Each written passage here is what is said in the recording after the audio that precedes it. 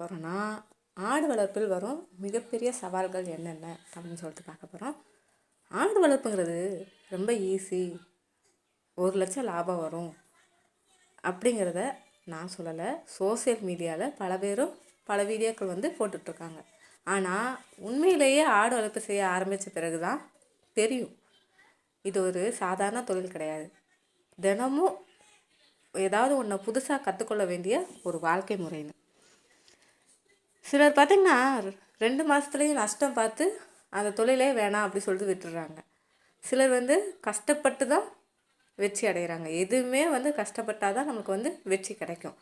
அப்படி வெற்றி பெறுபவர்களுக்கும் தோல்வி அடைபவர்களுக்கும் இருக்க வித்தியாசம் என்ன தெரியுமா?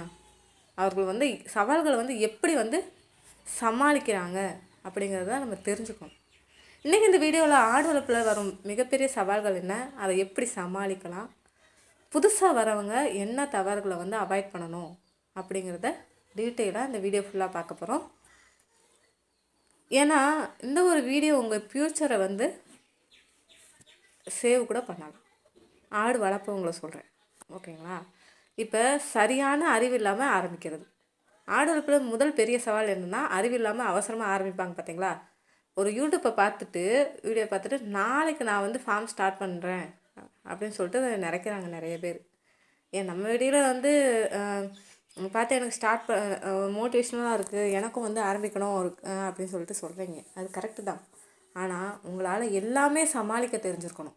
அப்படின்னா நீங்கள் ஆரம்பித்து எதுனாலும் பண்ணணும். ஆனால் உண்மை வேறு. ஆட்டுக்கு எந்த தீவனம், எந்த இனம் தேர்வு செய்யணும், எப்படி தடுப்பூசி போடணும், எப்படி கொட்டகை அமைக்கணும், இது தெரியாமல் ஆரம்பித்தா முதல் 6 மாதத்துலேயே நஷ்டம்தான் வரும். பல என்ன பண்ணுவாங்கன்னா, மார்க்கெட்டில் கிடைக்கும் ஆடுகளை வாங்கிட்டு விடுவாங்க. ஆனால் அந்த ஆடுக்கு வயசு என்ன இருக்கும் உங்களுக்கு தெரியுமா?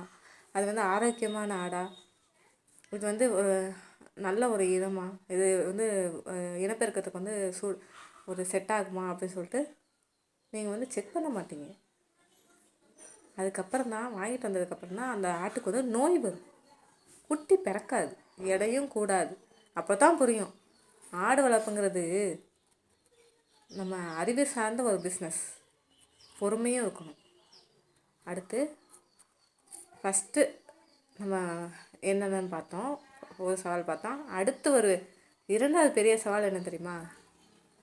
நம்ம இடத்துக்கு செட் ஆகிற அந்த இனத்தை கண்டுபிடிக்கிறது தான். எல்லா இடத்துக்கும் எல்லா ஆடும் செட் ஆகாது.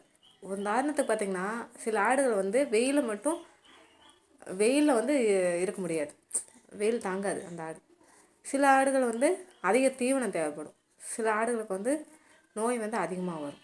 ஆனால் புதுசாக வரவங்க என்ன பண்ணுவாங்கன்னா, இந்த இனம்தான் அதாவது நல்லா வளரும் அப்படி சொல்லிட்டு கேட்டதும் அதை வாங்கிட்டு வந்துடுவாங்க. அப்புறம் தான் தெரியும் அவங்களுக்கு அந்த கொஞ்சம் கொஞ்சமாக அந்த கிளைமேட்லாம் மாறும் பார்த்தீங்களா? அப்போ தான் அதுக்கு வீக் ஆகி நோயெலாம் வரும். தமிழ்நாட்டில் பலரும் வளர்க்க ஆடு என்ன தெரியுமா? கன்னி ஆடு. நம்ம ஏற்கனவே எல்லா வீடியோலையும் சொல்லுவோம், கன்னி ஆடு தான். சேலம் பிளாக்கு, கருப்பு ஆடு, போர் ஆடு, ஜமுனாபுரி ஆடு, தலைச்சேரி ஆடு. ஒவ்வொரு இனத்துக்கும் ப்ளஸ்ஸும் இருக்குது, மைனஸும் இருக்கும். உங்கள் ஏரியா கிளைமேட்டு, அதே மாதிரி உங்களுக்கு எவ்வளோ பட்ஜெட் போட முடியும், உங்களால் அதை மெயின்டெனன்ஸ் பண்ண முடியும், இதை பொறுத்து நீங்கள் அதை செலக்ட் பண்ணி வாங்கிக்கோங்க. அடுத்து தீவன செலவு தான் இருக்கிற ஆடு வளர்ப்புலேயே மிகப்பெரிய சவால்னு கூட சொல்லலாம். ஒரு ஆடை வாங்கிட்டு என்னன்னாலும் கொடுக்கலான்னு சொன்னாங்க, அப்போ சும்மா விட்டுருவோம் அப்படின்னு சொல்லிட்டு இது பண்ணால் அது தானாக வளராது. அதிக செலவு ஆடு வளர்ப்பில் எதுனா தீவனம் தான். பல நினைப்பாங்க, நான் சொன்ன மாதிரி எதையும் சாப்பிடும், நல்லா வளர்ந்துடும் அப்படி சொல்லிட்டு நினைப்பாங்க. ஆனால் அப்படி கிடையாது. நம்ம பசுந்தீவனம், உலர் தீவனம், மினரல் மிக்ஸு, சுத்தமான தண்ணி, இதை ரெகுலராக கொடுக்கணும். வெயில் காலத்தில் புல் பசும்புல் கிடைக்காது. அப்போ என்ன செய்யணும்? நம்ம வெளியே உலர் தீவனம் வாங்குற மாதிரி இருக்கும், வேறு ஏதாவது தீவனங்கள் வாங்குற மாதிரி இருக்கும். என்ன செய்வாங்கன்னா, அப்போ அந்த நேரத்தில் சீப்பாக கிடைக்குதுன்னு சொல்லிட்டு வேறு ஏதாவது அதாவது தீவனம் யூஸ் பண்ணுவாங்க. அதனால் என்ன ஆகுனா, அதோட வெயிட்டு குறையும். அதே மாதிரி நோய் எதிர்ப்பு சக்தியும் குறையும், நோய் வரும். ஆனால் ஒரு அனுபவமுள்ள ஒரு ஆட்டு பண்ணையாளர் என்ன பண்ணாங்கன்னா, முன்னாடியே அந்த இதை அதாவது பசுந்தீவனத்தை போட்டு அதை வெயில் காலத்தில் உலர்த்தி அதை கூட அவங்க யூஸ் பண்ணுவாங்க. இல்லை கிணறுலாம் வச்சுருந்தாங்கன்னா அது மேலும் மேலும் தண்ணி இது பண்ணி அதை வந்து அவங்க பச்சை எடுத்து பசுந்தீவனமாகவே கொடுப்பாங்க. ஸ்டோரேஜ் ஓகேங்களா. இதில் வந்து பார்த்திங்கன்னா அசோலா, இந்த சவுண்டாலு, நேப்பியரு, இந்த மாதிரி நிறையா இருக்குது. இதெல்லாம் வந்து போட்டு வச்சுருவாங்க அவங்க இடத்துல. இதுதான் வந்து நம்மளுக்கு வந்து ரொம்ப நாள் வந்து வரக்கூடிய தீவனங்கள். லாபம் வர்றது இதனால தான். அடுத்து நோய்கள் மற்றும் மரணம். இந்த சேலஞ்சை ரொம்ப பயமுறுத்தும். ஒரு டிசீஸ் வந்தால், ஒரு நோய் வந்தால் முழு அந்த நம்ம ஃபார்மும் பாதி. அதனால் நம்ம எந்த நோய் வந்தால் எந்த இது கொடுக்கணும் அப்படி சொல்லிட்டு நீங்கள் தெரிஞ்சு வச்சுருக்கணும்.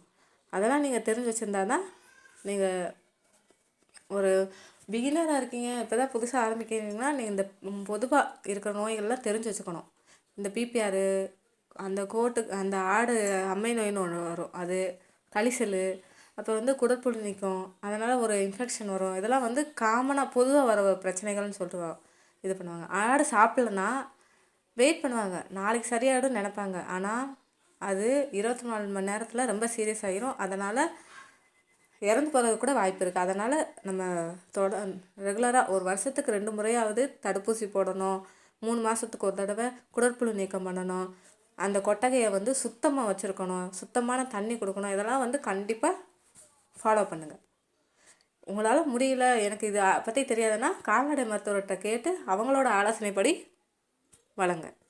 அடுத்து ஒரு கொட்டகை எப்படி இருக்கணும். ஆடு வளர்ப்பில் வந்து கொட்டகை தான் ரொம்ப முக்கியம்.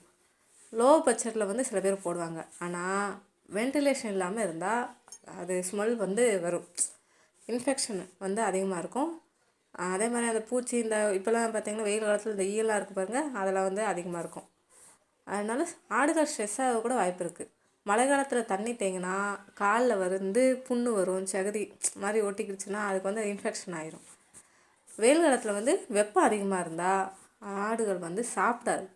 அதனால் ஷெட்டை வந்து எப்பயுமே வந்து சுத்தமாக ஈரம் இல்லாமல் வச்சுக்கணும். நல்லா நாலா பக்கமும் காற்று வரணும். அதே மாதிரி நம்ம சுத்தம் பண்ணுறதுக்கு ஈஸியாக வச்சுக்கணும். அந்த மாதிரி வந்து நீங்கள் கட்டி இது பண்ணுங்கள். அடுத்து நிறைய பேர் வந்து சில பேர் வந்து ஆள் போட்டு பார்ப்பாங்க, அந்த பிரச்சனையில் கூட உங்களுக்கு இது வரும். இது வந்து பெரிய ஃபார்மாக இருக்கும் பார்த்தீங்களா, அவங்களுக்கு வந்து ஒரு பெரிய சேலஞ்சுன்னு கூட சொல்லலாம்.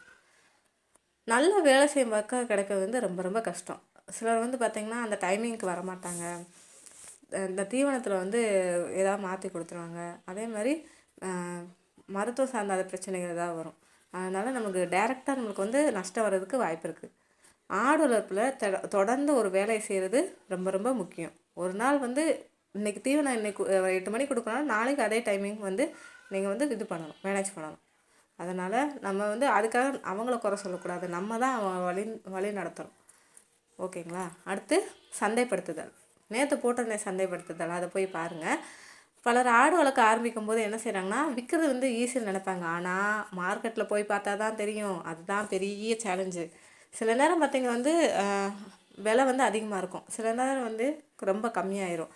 இந்த திருவிழா நேரத்தோட இந்த இப்போலாம் பார்த்திங்கன்னா இந்த வைகாசி மாதம் நல்ல திருமணம் இது, அதாவது வெட்டிங் இதெல்லாம் நடக்குது பார்த்திங்களா, அந்த டைமில் வந்து ஆடுகள் வந்து நல்லா கொஞ்சம் டிமாண்டாக இருக்கும்.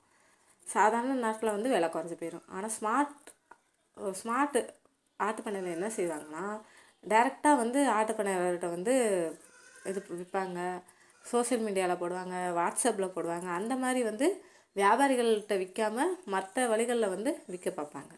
அடுத்து குட்டி பராமரிப்பு வந்து ரொம்ப ரொம்ப முக்கியம். ஏன்னா குட்டி பராமரிப்பு தான் நம்மளோட வந்து ஒரு எதிர்கால ஒரு இதுன்னே சொல்லலாம். அதை அவசியம் பண்ணுங்கள். ஓகேங்க, நாளைக்கு இந்த வீடியோவோட பார்ட் 2 வரும். இதில் ஏதாவது டவுட் இருந்தால் கமெண்ட் பாக்ஸில் கமெண்ட் பண்ணுங்கள். உங்களுக்கு ஏதாவது டவுட் இருந்தாலும் அதையும் கமெண்ட் பாக்ஸில் பண்ணுங்கள். இந்த வீடியோ பிடிச்சிருந்தால் கண்டிப்பாக லைக் பண்ணுங்கள், ஷேர் பண்ணுங்கள். நாளைக்கு இந்த வீடியோ பார்க்கலாம்.